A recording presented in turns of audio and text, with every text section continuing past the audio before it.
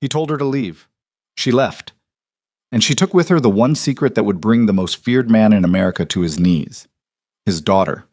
Vincent Calloway had built an empire on blood and silence, but it was a single forgotten envelope, a tiny bracelet, and 4 words scrawled in his wife's handwriting that finally broke him. Drop your city in the comments right now. I want to see how far this story travels.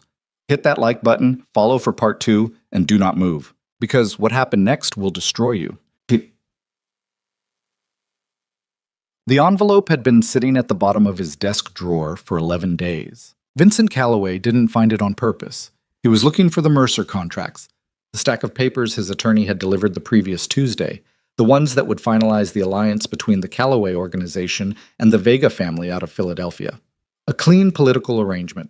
2 crime dynasties bound together through paperwork and handshakes, and a marriage that meant nothing to either party involved, least of all to the woman being traded like a deed of property. He found the envelope wedged beneath a silver letter opener he'd never once used, beneath a folded copy of the New York Post from 3 weeks ago, beneath the ordinary debris of a man who had stopped paying attention to his own life somewhere between the 3rd and 4th year of his marriage. It was a standard white envelope, no return address, his name written across the front in Charlotte's handwriting. That particular slant she gave to the capital C, like she was always leaning away from something. He almost put it back. Instead, he stood there in the blue-gray light of his study at 11:43 in the evening, with the Atlantic wind hammering the windows of Blackwood Estate, and he tore it open. Inside, a bracelet, tiny, pale pink beads threaded on a thin elastic cord, the kind they put on newborns in the hospital to identify them, and a folded note card.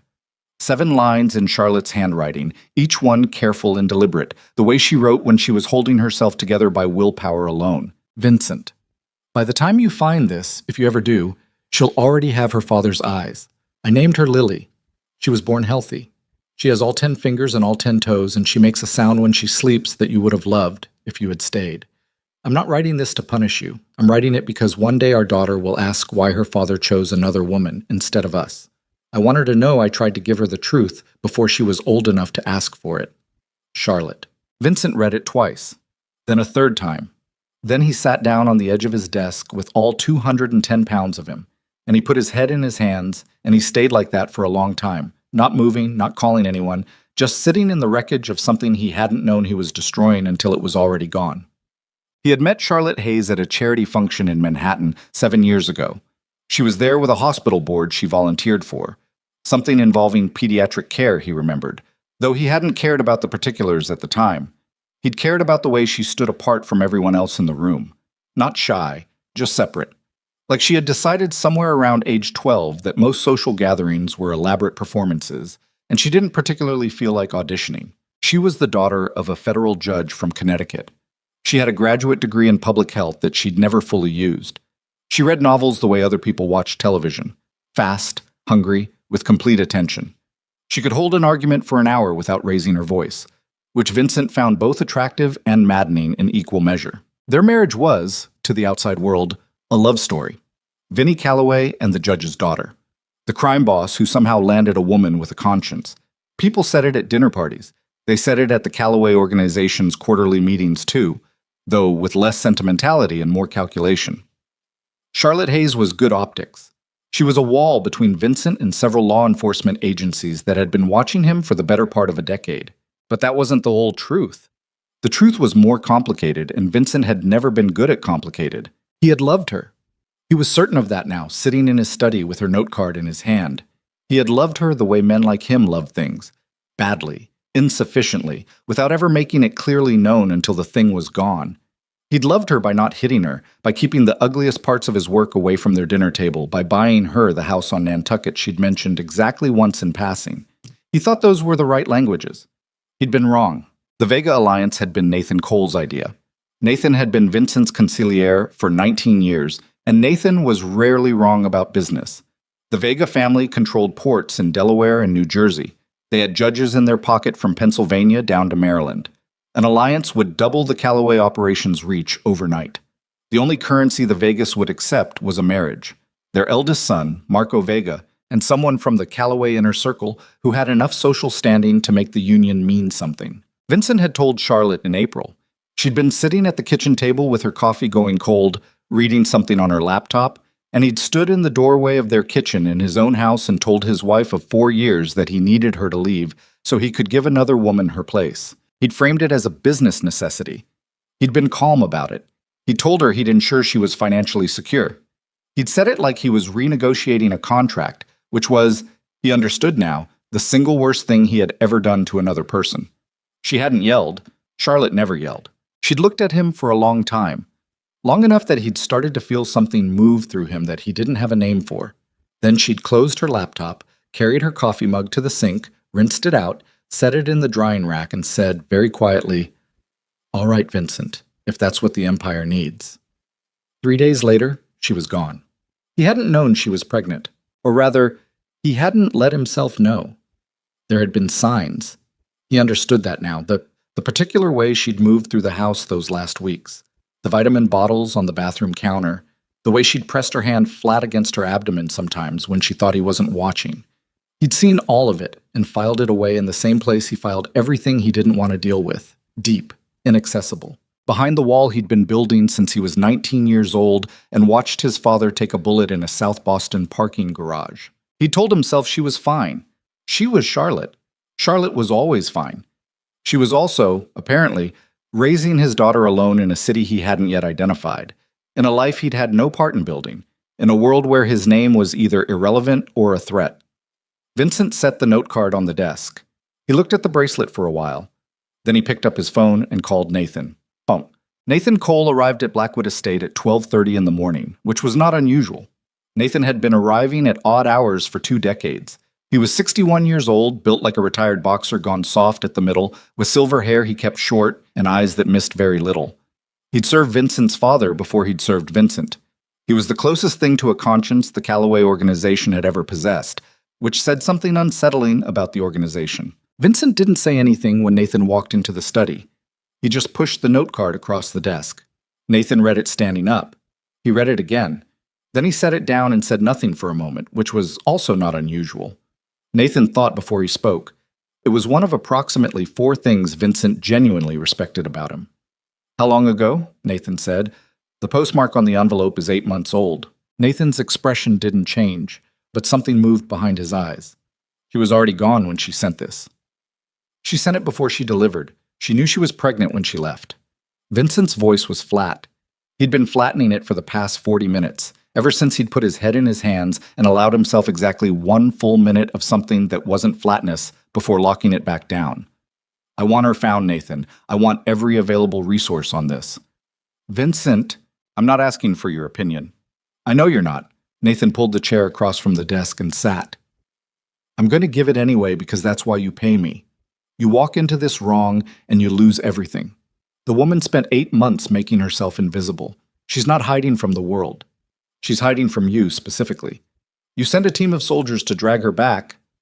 I'm not dragging anyone anywhere.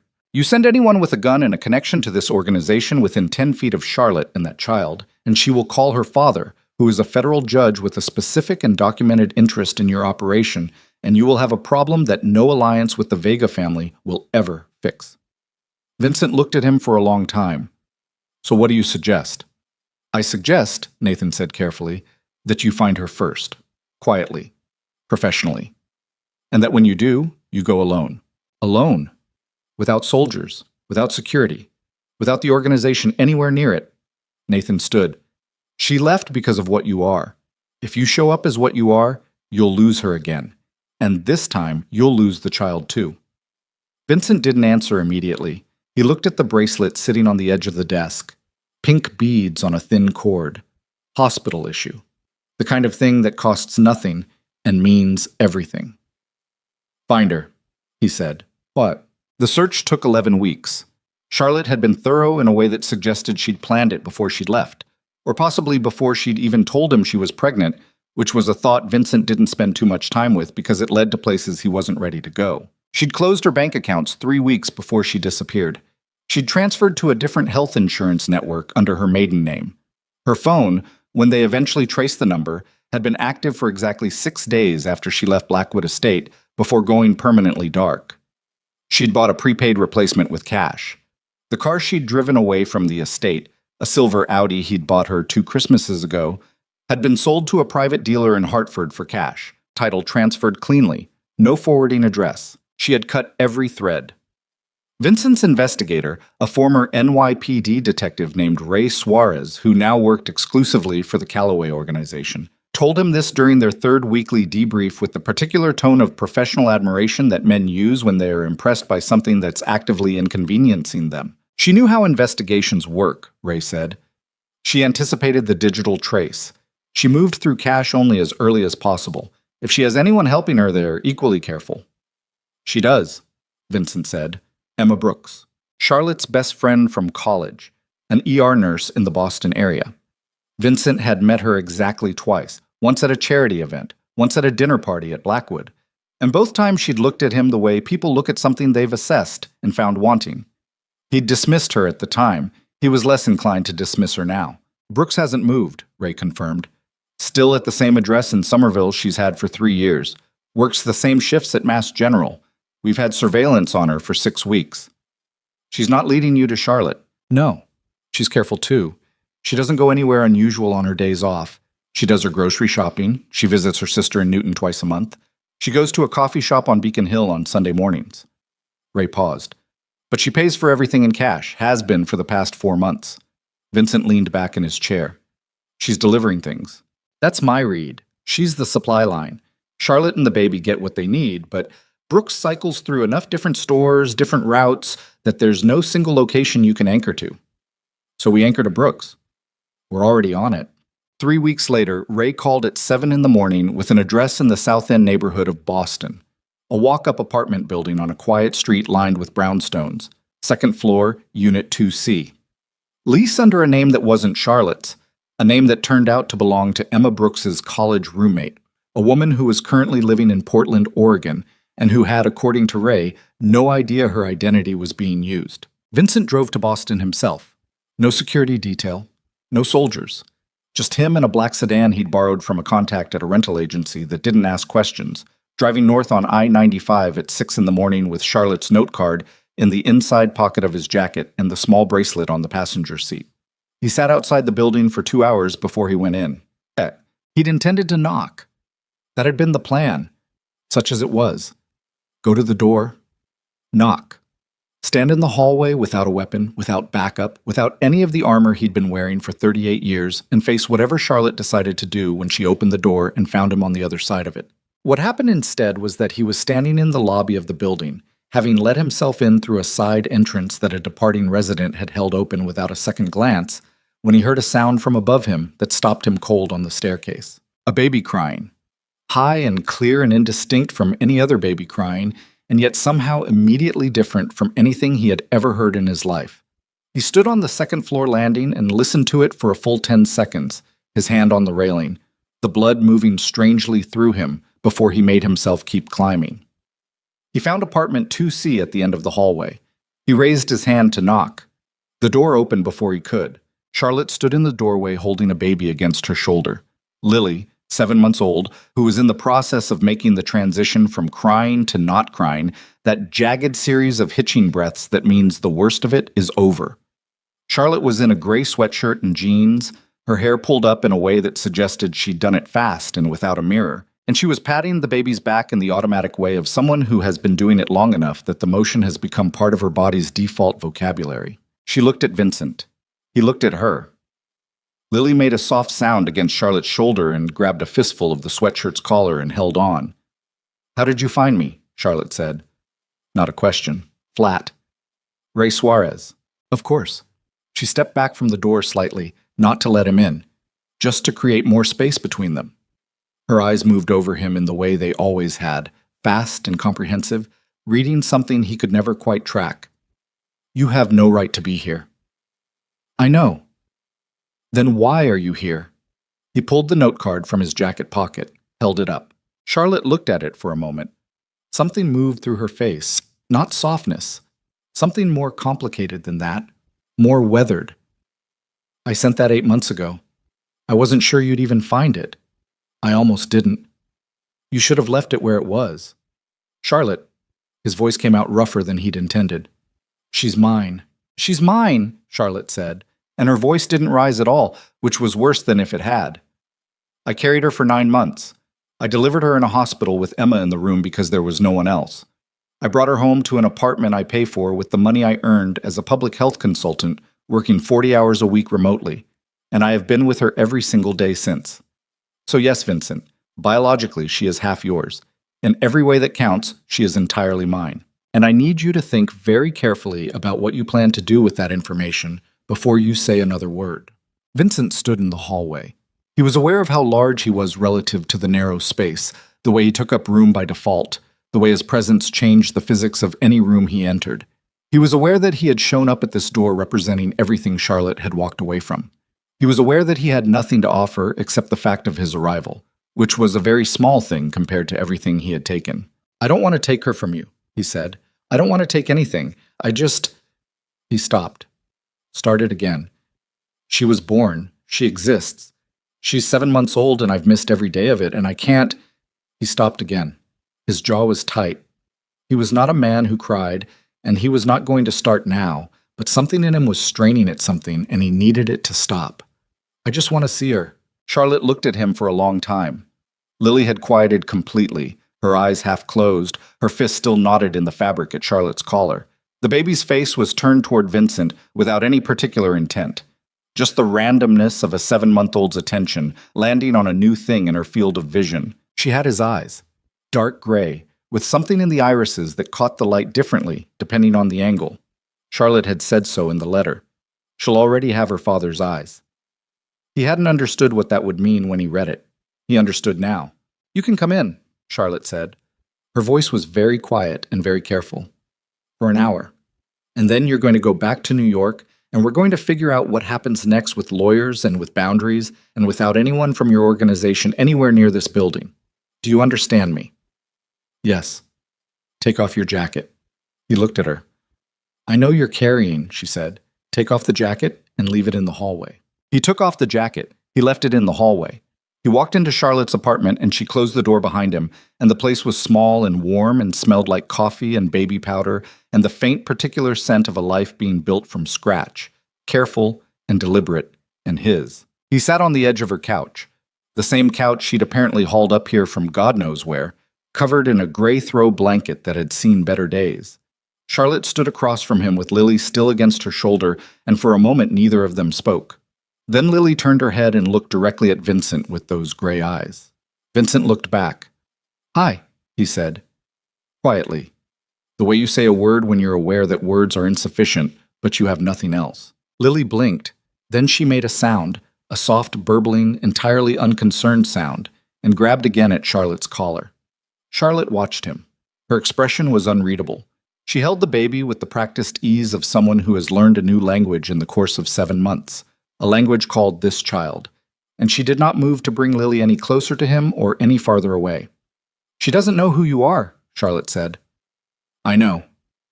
"You understand what that means?" "Yes." He kept his eyes on the baby, on the particular gray of her irises, on the small curve of her jaw, on the way her fingers worked at Charlotte's collar with complete unconscious purpose. "I understand." The hour passed. He didn't say much. Neither did Charlotte. There was too much accumulated silence between them for speech to do much work yet, the kind of silence that builds over months and years and bad decisions and missed chances, the kind that requires more than an afternoon to excavate. When the hour was up, Charlotte stood and said his name once, and he stood, and he picked his jacket up from the hallway, and he went downstairs and sat in the borrowed sedan on the quiet brownstone street in the November afternoon, and he put his hands on the steering wheel, and he left them there. He drove back to New York. He called Nathan from the highway. "I found them." "I know. Ray told me." "She's—" He stopped, breathed. "She's healthy. The baby is healthy." "That's good news. Someone needs to tell me why there was a photograph of Charlotte's building in the package that arrived at Blackwood yesterday." Silence on the line. Then carefully, "What package?" "The one sitting on the front steps when I left this morning. Addressed to me. Unmarked. I left it with Marcus. He should have called you." "He didn't. I'm calling him now." Nathan's voice had shifted into the register it went to when something was wrong. Vincent knew that register well. He'd heard it before operations went sideways, before people died. A photograph of her building. The whole building, taken from across the street. Time stamped 3 days ago. The silence was longer this time. Vincent? Someone else knows where she is. Vincent's hands tightened on the wheel. Yes. Which means they knew before we did. Yes. That's not a coincidence and it's not a warning. That's someone telling you they have options you don't. Nathan paused. Who knows about the child? No one. You, Ray, two of Ray's people. Then the leak didn't come from inside. Another pause. That means someone found her independently. Someone who's been watching Charlotte, not watching you. The highway unrolled in front of him, gray and flat. Bare trees on both sides. The sky coming down low and dark with the specific intent of November.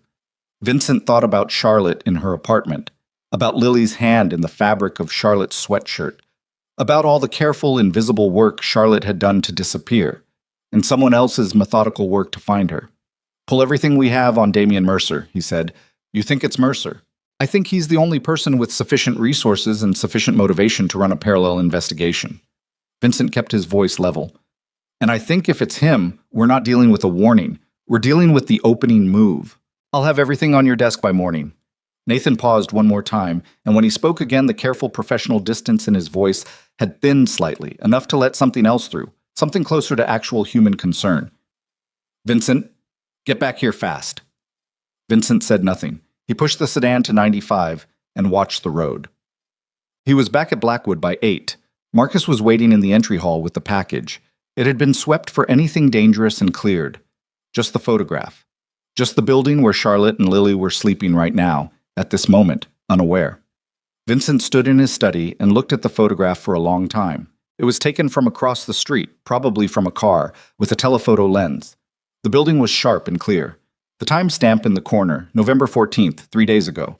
In the lower left corner of the image, barely visible, the edge of a figure stepping out of the building's side entrance. Gray sweatshirt, dark hair pulled up. Charlotte. With Lily strapped against her chest in a baby carrier, heading out for what was probably a morning walk. Someone had been close enough to photograph them 3 days ago. Vincent turned the photograph over. On the back, in a clean, typed font, 4 words. You're already too late. He set the photo down. He went to the window. Rain was starting outside, tapping at the glass with the irregular patience of something that intends to continue for a long time. He thought about Damian Mercer. 44 years old, third-generation crime syndicate built on extortion, trafficking, and the kind of financial manipulation that had kept half a dozen federal investigators busy for years without ever quite getting close enough for an arrest. The Mercer organization had been circling the Callaway territories for the better part of 2 years. Not openly, not with direct confrontation, but with the incremental, methodical pressure of something that moves in low light. Mercer had reached out through intermediaries twice in the past 18 months. Both times Vincent had declined to engage. Both times Mercer had absorbed the refusal without visible response. That was the thing about Damian Mercer that made him dangerous in a way most people weren't. He didn't react to rejection. He cataloged it. He stored it in whatever internal ledger he kept of advantages and leverage and waited for the moment when the information became useful. And now he had Charlotte. He had Lily. He had a photograph and 4 words and the clear, unmistakable communication that he had found a pressure point that no territory dispute and no power negotiation had ever found before. Vincent turned from the window. He sat at his desk. He opened his laptop. He pulled up the contact for Charlotte's number, the new one, the prepaid, which he'd gotten from Ray's file. He started a message, deleted it, started again. Charlotte, someone else found you. I need you to know. Do not open your door for anyone you don't recognize. Do not go outside tomorrow. I am handling this, but I need you to be careful right now. He stared at it for a moment. Then he sent it. The 3 dots appeared almost immediately. Then they disappeared. Then they appeared again. Her response came 4 minutes later. Who? He typed back, I don't know yet. I will. Another long pause, then, how long have they known? At least 3 days. Maybe longer. A pause. He could feel her processing it from 200 miles away. The particular way she absorbed information she didn't want to have. That careful, controlled stillness she used when the ground shifted under her and she refused to let it show. What do I do? Stay inside. I'm sending someone to watch the building. Not soldiers, Ray. You know Ray is safe. I don't know anything about what's safe from your world, Vincent. I know. He stared at the screen. Charlotte. I'm sorry. The dots appeared, disappeared, appeared again. Then nothing. No response. He put the phone face down on the desk and opened the Mercer file Nathan had sent over. 40 pages of surveillance reports and financial records, and the accumulated intelligence of 2 years of careful watching. By midnight, he had worked through 30 of the 40 pages, and he had a clear and uncomfortable picture of Damian Mercer, not just as an adversary, but as a strategist. A man who understood that the most effective weapon against any empire was not a direct attack on its walls, but a quiet siege of everything the empire was built to protect. Vincent set the file down at 12:30. He looked at the bracelet still sitting on the edge of his desk. Pink beads. Hospital issue. He was going back to Boston in the morning. He arrived before dawn. He'd called Ray from the highway, and Ray had already been in position for 2 hours by the time Vincent pulled up, parked half a block from the brownstone, angled for a clear view of both the front entrance and the side alley, with a partner in a second vehicle covering the back. Ray had been doing this for a long time. He did not require instruction. Vincent parked and walked to Ray's car and got in the passenger seat without preamble. Anything, he said. Quiet night. One vehicle I haven't been able to place. Dark blue panel van, Massachusetts plates, parked on the cross street since 11. Could be nothing. Hasn't moved. Plates. Ray handed him a slip of paper. Vincent photographed it and sent it to Marcus back at Blackwood with 3 words. Run this now. She know you're here? Ray asked. I texted her an hour ago. Ray nodded. He looked at the building. She's careful, your wife. She's not my wife. A pause. She's the mother of your kid. Yes. Ray absorbed this without further comment, which was one of the reasons Vincent had employed him for 11 years. Marcus came back with the plates in 6 minutes. The van was registered to a maintenance company based in Worcester. The company had been incorporated 14 months ago. Its registered agent was a name that appeared nowhere in Vincent's existing files. But when Nathan ran it through their secondary network 40 minutes later, it connected to a shell entity that connected to another shell entity that connected, eventually, to a holding company registered in Delaware that had done business with the Mercer organization twice in the past 3 years. Vincent read the chain of connections on his phone. Sitting in Ray's car as the sky began to go gray at the edges, the building in front of him quiet and dark. It's Mercer, he said. You're sure? Sure enough. He opened the car door. I'm going up. Vincent. He was already on the sidewalk. He buzzed Charlotte's apartment from the lobby. She answered immediately. She hadn't been sleeping. He could hear it in the single syllable of her voice. It's me, he said. A pause. The door buzzed open. He took the stairs 2 at a time. He knocked on 2C.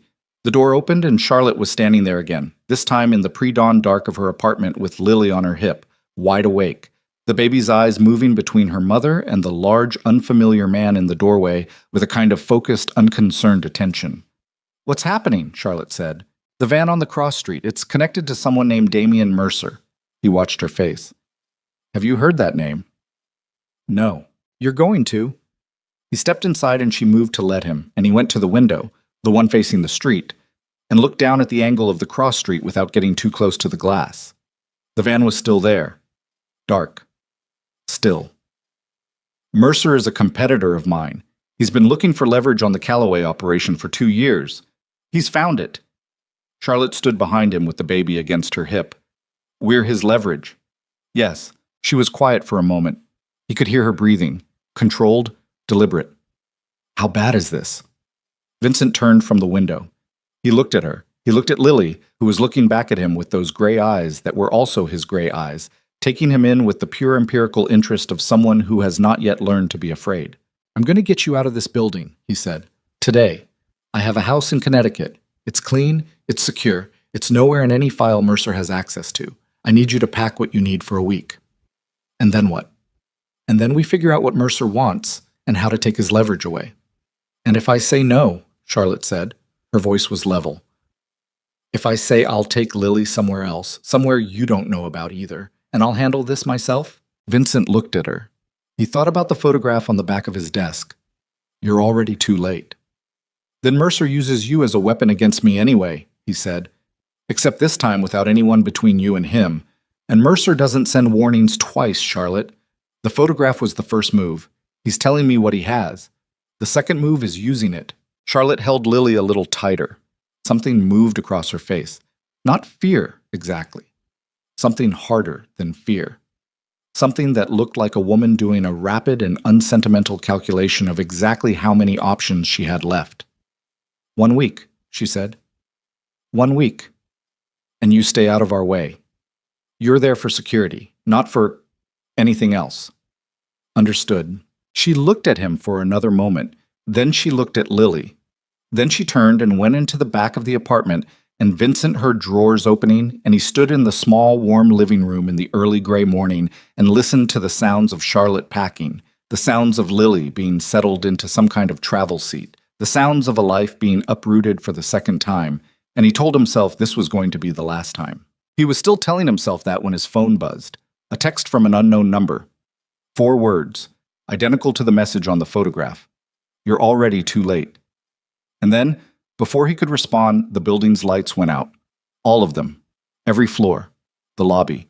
The hallway. Complete darkness. And from somewhere below him, the ground floor, maybe the basement, a sound that was not the settling of a building or the ordinary noise of an old structure in an early morning. It was footsteps. Multiple sets. Moving fast and without hesitation in the dark below. Vincent had his gun out before the sound finished registering. He moved to Charlotte's bedroom door and pushed it open and found her standing with Lily held against her chest, frozen, her eyes wide. Not panicking, Charlotte didn't panic, but something in her was very still in the way things go still right before they break. Stay behind me, he said. The footsteps reached the second floor. The footsteps stopped. That was the thing that scared him more than the sound of them climbing. Moving men make noise. Men who stop in the dark and wait. Those are the ones who know what they're doing. Vincent stood in the doorway of Charlotte's bedroom with his gun up and his back to the wall and counted in his head. 2 sets on the stairs. Possibly a third further back, slower, more careful. Professional spacing. These weren't street-level muscle. These were people who had done this before in the dark, in tight spaces, against people who would shoot back. Charlotte was behind him with Lily pressed against her chest. The baby was awake and quiet in the specific way infants go quiet, when they sense the adults around them have stopped breathing normally. One sound from Lily, and whoever was in that hallway would know exactly which door to hit first. Vincent reached back with his free hand and found Charlotte's wrist. He squeezed once, firm, the universal language for don't move. She didn't. His phone was in his jacket pocket. He couldn't reach it without lowering the gun, and he wasn't lowering the gun. The hallway outside the apartment door was silent, dark. He could see nothing through the thin gap under the door except darkness. No light anywhere, which meant whoever had cut the power had done it to the whole building, or the whole block. Professional, planned. Then the door to the apartment across the hall, 2B, opened. Vincent heard it, the specific soft click of a handle turning slowly, the groan of old hinges being tested carefully from the wrong side. Someone had gotten into 2B first. Through the window, maybe. The fire escape on the south side of the building. He'd noted it when he came up. Old iron, ran past the second-floor windows, accessible from the alley. He moved before the thought was fully formed. He crossed Charlotte's living room in 4 steps, reached the front door, and flipped the deadbolt. Then he went back to Charlotte and put his mouth close to her ear. "Bathroom," he said. "Lock the door. Get in the tub." "Vincent, the tub. Now." "She stays quiet. You stay down. You do not open that door for anyone except me." Charlotte looked at him for exactly 1 second. In that second, he saw a dozen things cross her face. Fury, fear, the specific look of a woman who has been making her own decisions for 8 months and does not appreciate being issued orders by the person who made all of this necessary in the first place. Then she looked at Lily, and the calculation was done. She went. The bathroom door clicked shut. He heard the lock engage. He went back to the front door. The hallway was still quiet. He put his back to the wall beside the door, not in front of it. Front of the door was where you stood if you wanted to take the first burst of whatever came through the wood. He'd learned that at 22 years old in a different city, in a different building, and he'd never forgotten it. His phone buzzed in his pocket. He got it out one-handed without looking away from the door. Kept the gun up. A text from Ray. 2 inside. "Fire escape 2B. I have the back. You have a problem." He typed back one-handed. "How long?" Ray. "I called it in. 4 minutes, maybe." 4 minutes. He heard it then, not from the front of the apartment, but from the window in the bedroom. The particular sound of a latch being worked from outside. Someone on the fire escape, trying the window. Vincent crossed the apartment and went into the bedroom, and the window was moving, the old latch vibrating in its frame, someone pushing up from outside with steady, patient pressure. He got behind the wall to the left of it and waited. The window came up. The man who came through it was large and wearing dark tactical gear, and he had a weapon in his right hand, and he never got it raised because Vincent hit him across the forearm with the butt of his own gun, hard enough to feel the bone move under the impact.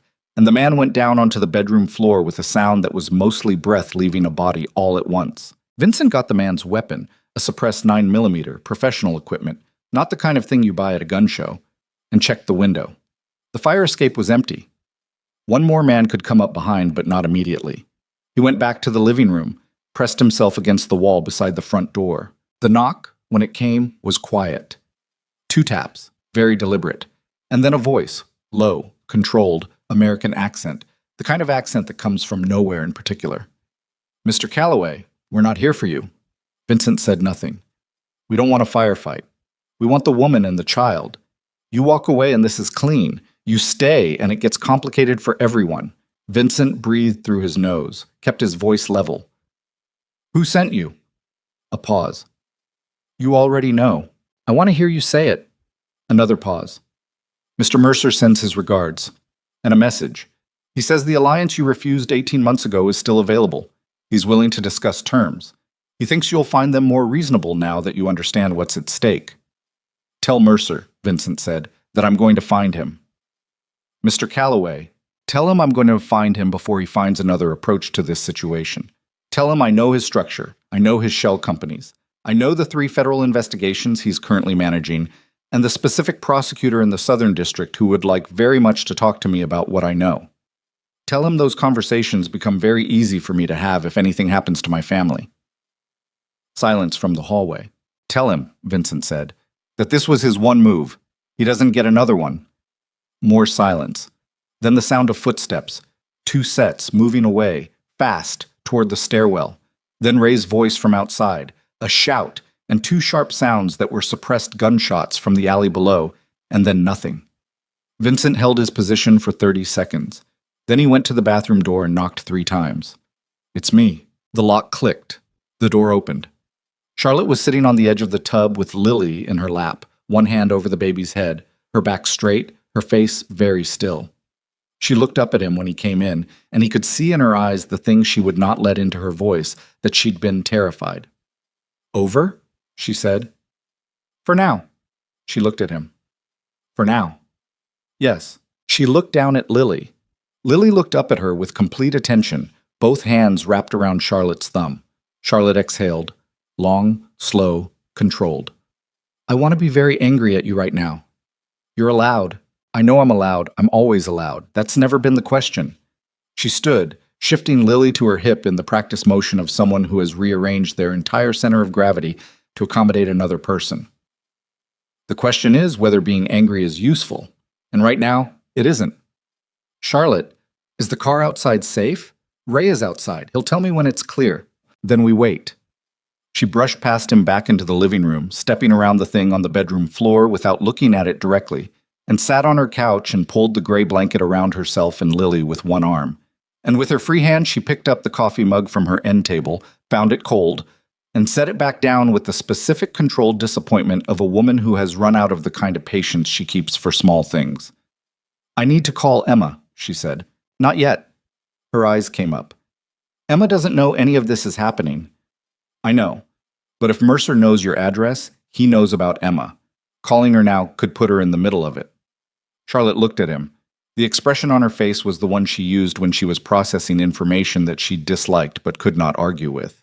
"You think he'd go after her?" "After. I think he's already building his options. Emma is one of them." Vincent sat in the chair across from her. Not close, not encroaching on whatever careful physical perimeter Charlotte had established around herself and the baby in the past 8 months. "When this is over, you can call her. Right now I need you to trust that I know how this particular type of person thinks." "You mean because you are this particular type of person?" The words landed flat and clean, the way Charlotte's words always did when she meant them, without ornamentation. Vincent didn't flinch. "Yes." She looked at him for a long moment. Lily made a sound, Not distress, just the ordinary vocalizing of a baby who is comfortable and awake, and Charlotte shifted automatically to accommodate it. "This is your fault," Charlotte said. Not with heat, just with the particular flatness of a fact being stated. Not the immediate situation, the whole of it. Mercer wouldn't have a pressure point on you if you hadn't. "I know. I'm not finished." Her voice didn't rise, but something in it sharpened. "You built an empire on fear and debt and silence. You called it protection. You called it the organization. You called it doing what was necessary. And then when the price of all that necessary came due, the thing it cost was me and a child you didn't even know existed." She looked down at Lily. "She's 7 months old. She is 7 months old, and there were men with weapons on a fire escape outside her window." Vincent said nothing. There was nothing to say. She was right on every count. "I left to protect her," Charlotte said. I knew when I left that your world would eventually find a way to touch her. I thought distance was the answer. I thought if I disappeared well enough, if I was careful enough." She stopped, pressed her lips together. "I was naive. You were protecting her. That was right. It wasn't enough. No." Ray knocked twice on the door in the pattern they'd established coming in. Vincent got up and went to it, confirmed through the old peephole that it was Ray standing alone in the empty hallway, and opened it. Ray stepped inside and looked at the state of the apartment, the overturned lamp near the bedroom, the man still on the floor, with the expression of a man checking items off an internal list. "We have a window of maybe 40 minutes before Mercer sends another team or calls in something we can't manage with 2 people, he said.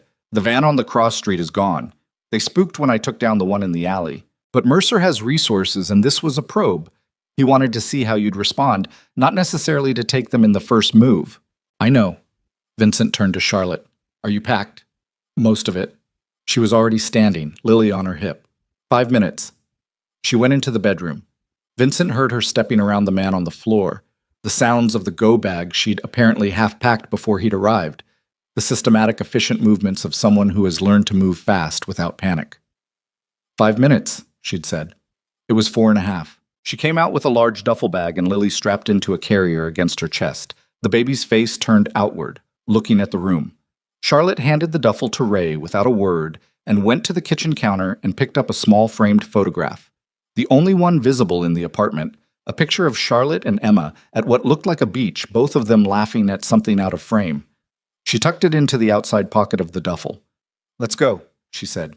The Connecticut house was 40 minutes outside Hartford.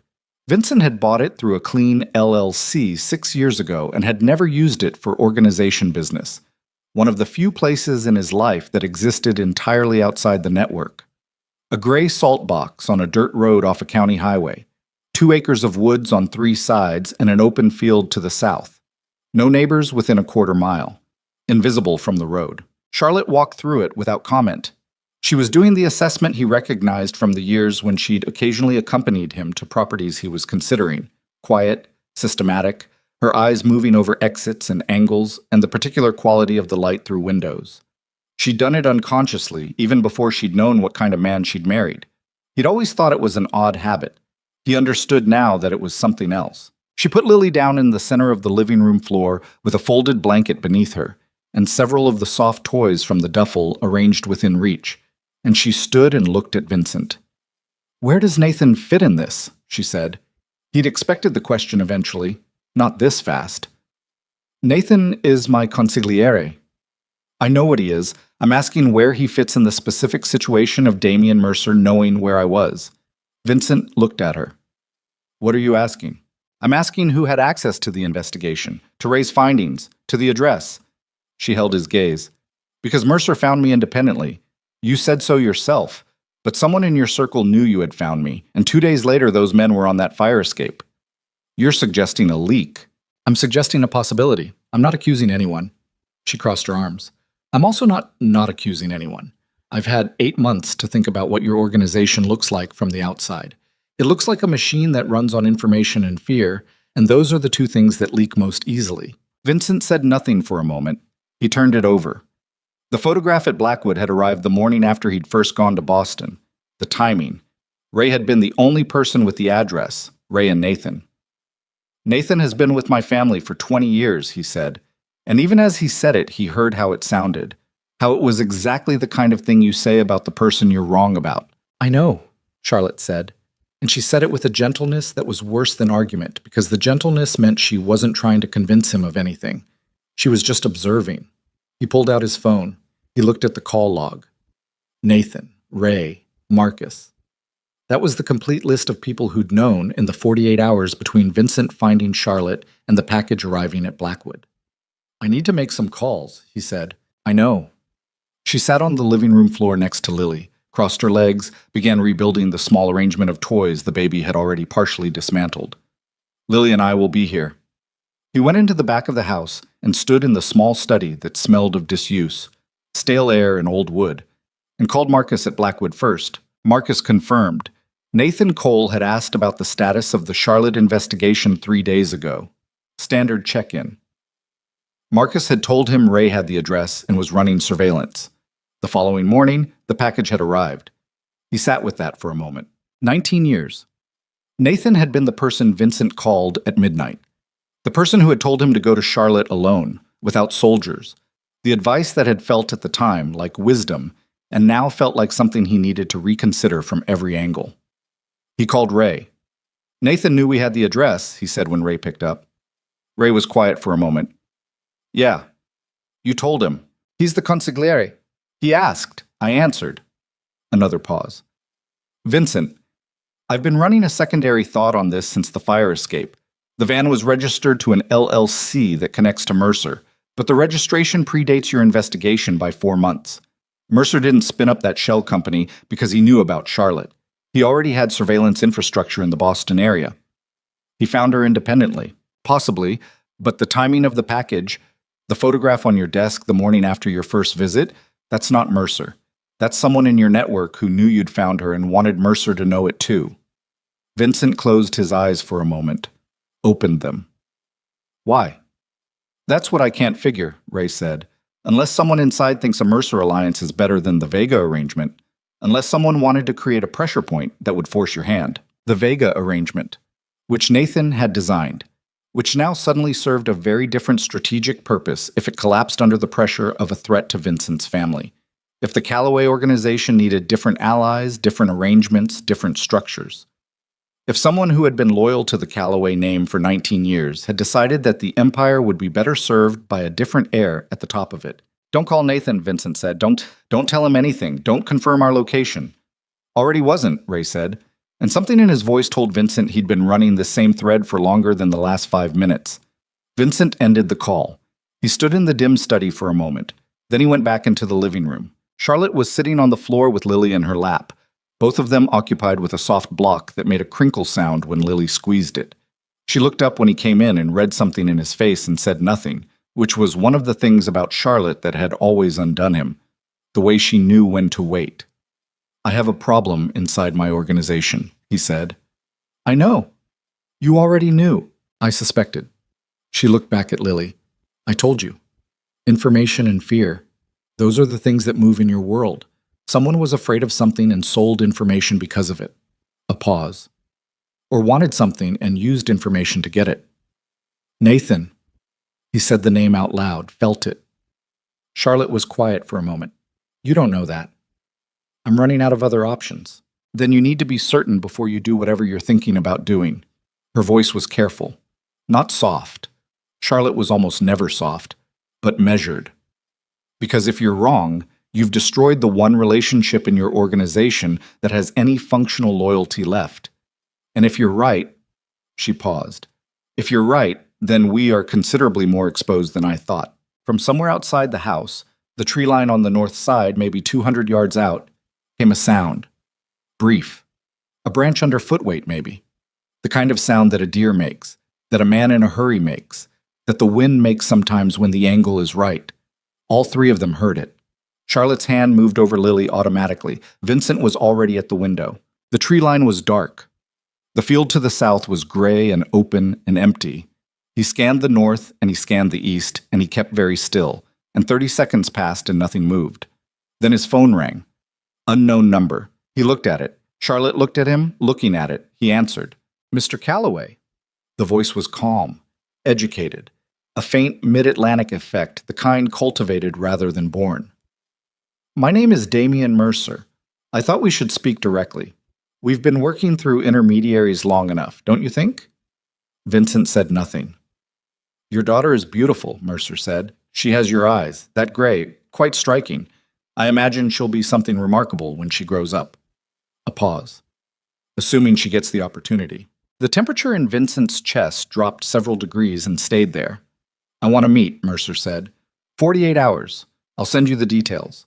I think you'll find I'm a very reasonable man when the conversation is direct and the stakes are clearly understood by all parties. If you touch them, Vincent said. His voice came out very quiet. He was surprised by how quiet it came out. I haven't touched anyone, Mercer said. My team in Boston was an introduction, a demonstration of capacity. Nothing more. I want a conversation, Mr. Calloway, not a war. Wars are expensive and they attract attention. I prefer arrangements. Another pause. Tell your wife, former wife, I should say, that the Connecticut air this time of year is good for a child's lungs. I imagine it's a relief after the city. The line went dead. Vincent stood with the phone in his hand and looked at the tree line. Mercer knew the Connecticut address, which meant the leak was not 48 hours old and isolated to the Boston surveillance. It was ongoing, active. Someone in Vincent's network was feeding Mercer information in real time, and they had been doing it long enough and with sufficient access that a clean property, 6 years old, never used for organization business, invisible to every investigator who had ever looked into the Calloway operation, was now known to the one man who was standing between Vincent and... Vincent stood at the window for a long time after the call ended. The tree line didn't move. The field stayed empty. Whatever eyes Mercer had on this property were not the kind that announced themselves. They were the patient kind, the kind that sits in the cold and watches and reports back without ever needing to be seen. Charlotte was standing behind him. He could feel it without turning around. That particular quality of her stillness, the way she stood when she was holding herself very controlled and waiting for information she already knew she wasn't going to like. He knows we're here, Vincent said. I heard. He knew before I did, before I moved you. He turned from the window. This property has never appeared in any file connected to the Calloway organization. Not in any investigation, not in any internal record. I bought it through a clean LLC under a name that has no connection to my name or my father's name or anyone who has ever worked for me. Charlotte looked at him. Then how? Because someone didn't just leak the Boston address. Someone has been inside my finances, deep inside. He set the phone down on the side table. His hand was steady. He made it be steady. The LLC is layered 4 entities deep. You'd need access to my private attorney's files to unwind it.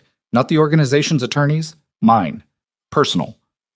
Nathan handles your personal legal arrangements, Charlotte said. Not a question. Nathan handles everything. She sat down. She sat down on the edge of the couch, and she put both hands flat on her knees, and she looked at the middle distance, and she breathed. Lily was on the blanket between them, working at a soft block with the focused intensity of someone discovering that objects have edges. The room smelled of wood and cold, and the particular dusty warmth of a house that hasn't been lived in for too long. How long, Charlotte said. How long could he have been doing this? I don't know yet. Guess. Vincent sat in the chair across from her. He looked at his hands for a moment, the knuckles, the scar along the left index finger from a knife fight at 24 that he'd never told her about, the particular map of a life lived in close quarters with violence. The Vega arrangement was Nathan's idea. He pushed it hard, starting about a year ago. At the time, I thought it was strategy, the Vega ports, the judicial contacts, clean logic. He paused. If Nathan has been building a relationship with Mercer in parallel, the Vega arrangement was a way to destabilize my operation from the inside before Mercer made his approach. Weaken the structure, remove the one person. He stopped. Remove me, Charlotte said. Flat. I was the stabilizing element, the federal judge's daughter with the clean reputation. She looked at him. My father has been your informal buffer with the Southern District for years. You know that. I know that. Nathan certainly knows that. If I'm isolated, from you, from your father's network, from the Vega Alliance, if it collapses under pressure, but I'm operating without any institutional cover. I'm exposed on every federal front simultaneously. Vincent's jaw was tight. Mercer steps in as the solution. The new alliance, the rescue. Except in Mercer's version of the arrangement, the Callaway organization doesn't survive as a separate entity, it gets absorbed. Charlotte was quiet for a moment. Nathan sells you to Mercer, and in return he gets senior position in the combined organization. Maybe more than that. Vincent stood. He couldn't sit anymore. He's 61. He's been the number 2 his entire career. My father's number 2, then mine. That's 40 years of watching someone else run the thing he built as much as anyone. He went to the window again. Force of habit. The field was still empty. I should have seen it. You trusted him. That was the mistake. No, Charlotte said, and something in her voice made him turn. She was looking at him with an expression he hadn't seen on her before. Not anger, not the carefully modulated patience she usually deployed. Something rawer than that.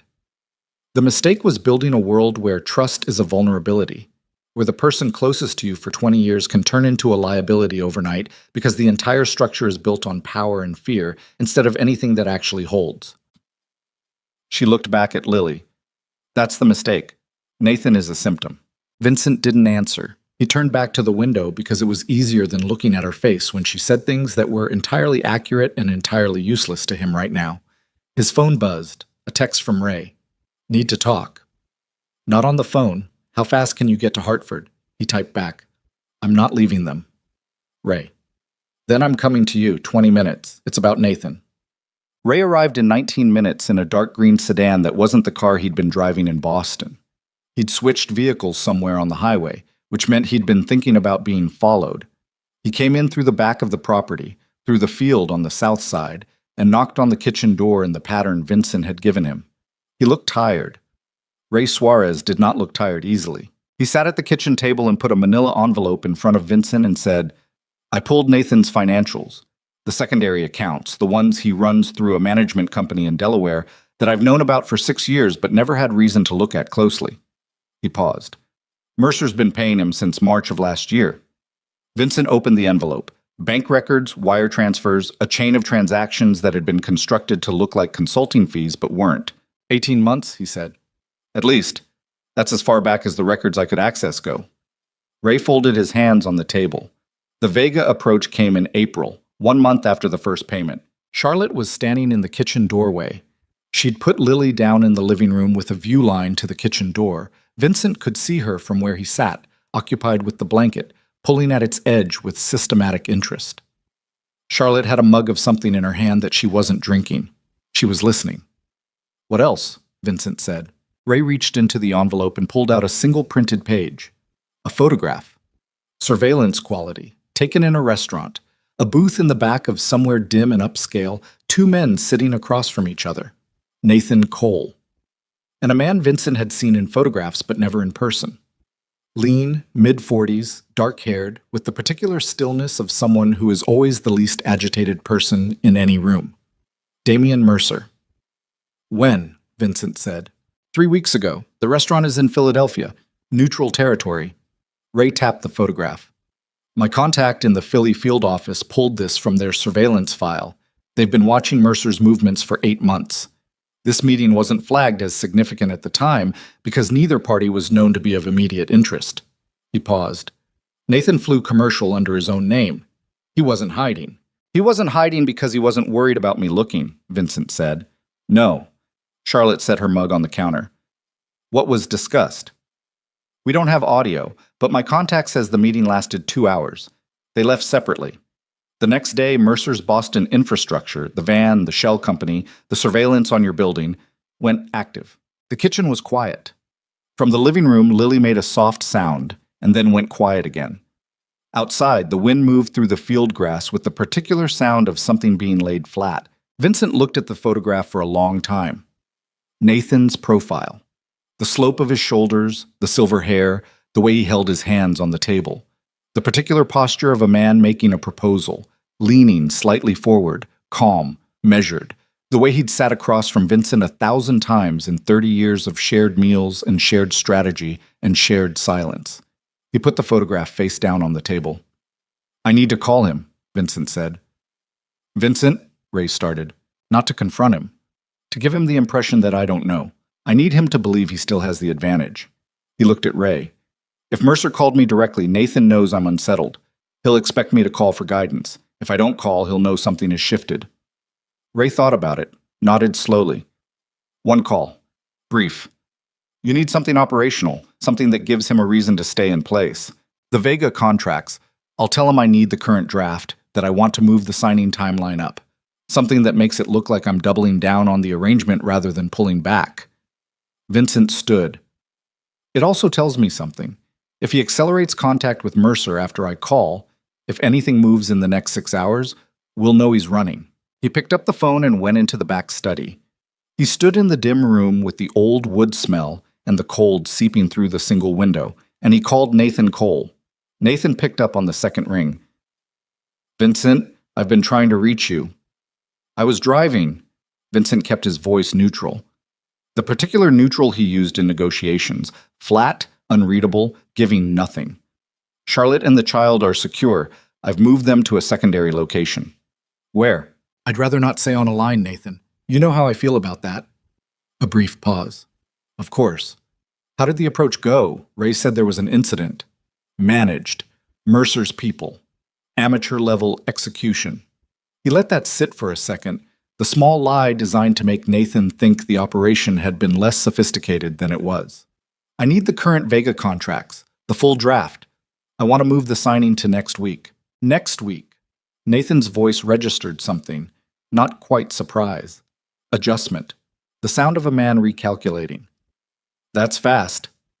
Mercer's move tells me we need the Vega alliance locked before he gets another angle. Consolidate the position. Vincent paused.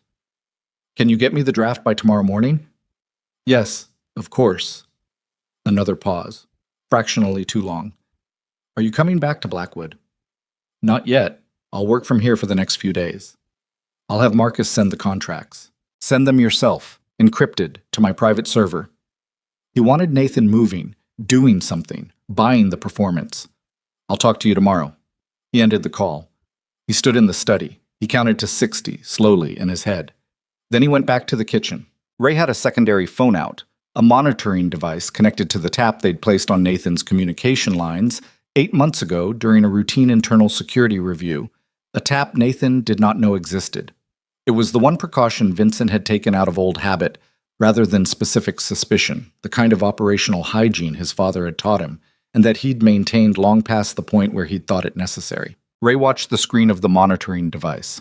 2 minutes passed. 3. At 4 minutes and 17 seconds, Nathan Cole made a call. The number was routed through 3 different relays, professional, well-constructed, but Ray's tech had been designed specifically to burn through relay routing. It took 40 seconds to resolve the destination number. A phone registered to a management company in Philadelphia. Damian Mercer's network. The call lasted 6 minutes. Ray recorded it and pulled the audio, and they listened to it in the kitchen of the Connecticut house, while the wind moved outside and Lily slept on the living room floor, having arranged herself sideways on the blanket in the specific way that babies sleep, with complete physical commitment. Most of it was logistics. Mercer's end of the conversation was represented only by Nathan's responses. They didn't have the other side of the line, but Nathan's side was enough. He doesn't know. He's moving toward the Vega deal, which means he's exposed on the Eastern Front. Yes, the Connecticut property. I'll have the specific address to you within the hour.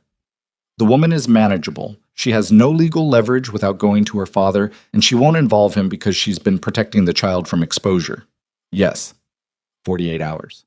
He'll take the meeting. He doesn't have a choice now. Vincent listened to it with his hands flat on the kitchen table. He listened to all 6 minutes. He listened to the voice of the man who had flown to his father's hospital room in 1987, who had stood next to him at his father's burial in the rain outside South Boston with his hand on the back of Vincent's shoulder, steady, grounding, who had walked him through his first territory negotiation and his first federal inquiry and every significant decision of his adult life. He listened to Nathan Cole give Damian Mercer the address of this house. When the recording ended, the kitchen was very quiet. Charlotte was standing in the doorway. She had come in at some point during the recording, and he hadn't noticed. She was holding the doorframe with one hand. Her face was white and absolutely composed, and she was looking at him with an expression he'd never seen on her before.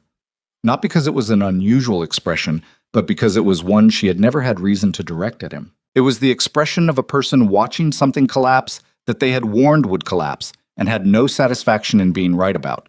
How long? She said. Until Mercer has the address? Ray looked at his watch. If Nathan moves immediately, an hour, maybe less. Charlotte turned and went into the living room. Vincent heard her pick up Lily, heard the baby's drowsy protest at being moved from the blanket, heard the automatic soft sound Charlotte made that wasn't quite a word. He stood at the kitchen table with his hand still flat on it. We need to move again, Ray said. We move again, and he tracks us again, Vincent said. Nathan has been inside my financial structure for 18 months. He knows every property, every LLC, every clean address I have access to. He looked at Ray. We can't run. We run, and we're running indefinitely with a 7-month-old and no endpoint. Then what? Then we stop running and we set the terms. Ray looked at him, waited. Mercer wants a meeting. He said 48 hours. Vincent straightened. We give him the meeting. We choose the location. We go in knowing what we know, and we use it.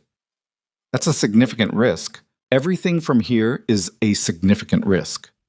Vincent walked to the doorway and looked into the living room. Charlotte was standing with Lily against her shoulder. The baby's eyes closed again, her small hand curled against Charlotte's neck. Charlotte was looking at the front window. The pale November light came through it and fell across both of them, and the image hit him somewhere below the rib cage in a way he didn't have language for. He turned back to Ray. There's something else Nathan said. The woman is manageable. She has no legal leverage without going to her father. He's wrong about that.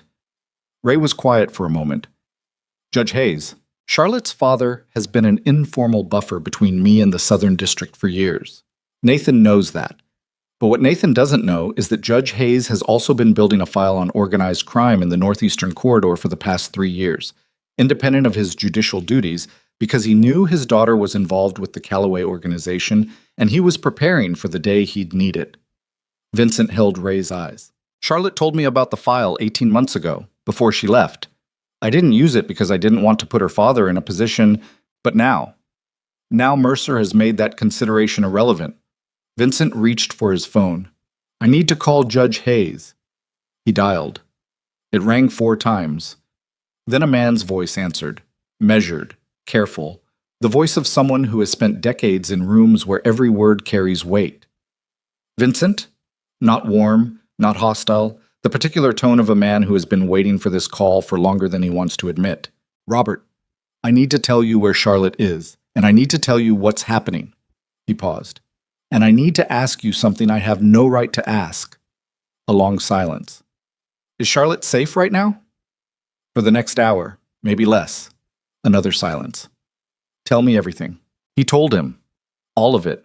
The bracelet, the months of searching, the Boston apartment, the men on the fire escape, Mercer, Nathan, the recording, the Connecticut address now in Mercer's hands. He gave it to Robert Hayes in clean, unvarnished sequence, without justification and without asking for anything until he reached the end. The file you've been building, he said, the organized crime material. I need to know if there's enough in it to put a federal task force on Mercer's operation within 24 hours. Robert Hayes was silent for a long time. Outside the Connecticut house, a car had appeared on the dirt road. Distant, still, not yet moving. Ray had seen it too. He'd gone to the window and was watching it with the stillness of a man doing math. There is, Robert Hayes said finally. There has been for 6 months. I was waiting for the right moment. The right moment is now. Yes, Hayes said. I believe it is. A pause. Vincent. Yes. My daughter made her own choices. I've never agreed with all of them, but she is the most capable person I have ever known, and whatever she has decided about you, about this, I will respect it. Another pause waited. Don't make me regret this call.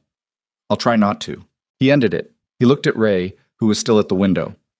The car, Ray said quietly. It's not moving. It's just sitting. How many? Can't tell yet. Dark windows. Vincent went to the living room. Charlotte looked at him. She read his face in that fast, comprehensive way she had. We need to go, he said. I know. She already had the duffel on her shoulder. Lily was in the carrier, strapped against her chest, awake now, looking at Vincent over Charlotte's shoulder with those gray eyes. Charlotte? He stopped. He'd been about to say something tactical, something about the car, about the route, about the next step in a sequence he was building in real time. But she was looking at him, and Lily was looking at him, and there was something in the particular quality of that double gaze, one knowing, one entirely without knowledge, that stripped the tactical language away. "I'm going to fix this." "I know you're going to try," she said. And then, quieter, "That's new." He didn't have time to answer. Ray said from the window in a voice that had gone very flat and professional, "The car just pulled forward, and there's a second one behind it on the road." Vincent turned, and through the window he saw the second car, and behind it a third, all moving now in the particular unhurried convoy of people who believe they have already won. And from somewhere at the back of the house came the sound of something. A door handle, a window latch, being tested by hands that were not Ray's, and not his, and not Charlotte's. And Lily made a single small sound against Charlotte's chest that was not fear because she was 7 months old and did not yet know what fear was. And Charlotte's hand came up over the back of the baby's head, and the sound at the back of the house stopped. That was almost worse than if it had continued, that sudden silence where there had been careful mechanical pressure, the kind of silence that means whoever was testing the door has either given up or gotten through. Ray moved first. He came away from the front window and crossed the kitchen in 4 steps and pressed himself against the wall beside the back door, weapon up, and he held there, listening.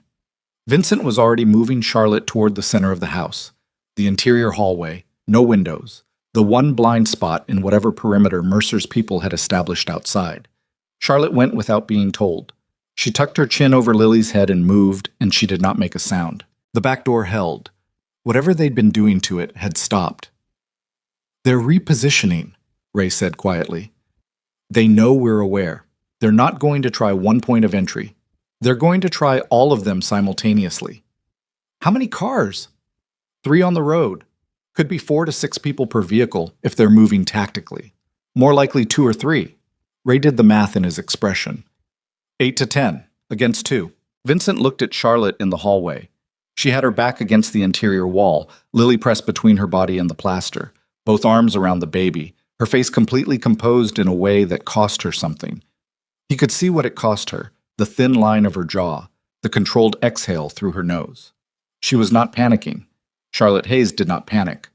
What she was doing was something more precise and more exhausting than panic. She was holding herself at exactly the level of functional that kept her child calm. "There's a root cellar," Vincent said, "under the kitchen. Old house. There's a hatch in the floor behind the refrigerator. I found it when I bought the property, never did anything with it." Ray looked at him. "How do you get out of it?" "You don't. It's a hold point, not an exit." He looked at Charlotte. "It buys time." "How much time?" Charlotte said. "Enough for Hayes's people to move." He pulled out his phone. 1 bar of signal, fluctuating. He sent a text to the number Robert Hayes had given him at the end of their call, a direct line to the federal contact Hayes had been working with, a number that had been ready for 6 months, waiting for the right moment. His message was 4 words and the pin of their location. Now. Connecticut House. Now. He didn't know if it sent. The signal bar disappeared the moment he hit send and didn't come back. "Go," he said to Charlotte. She looked at him for exactly 1 second.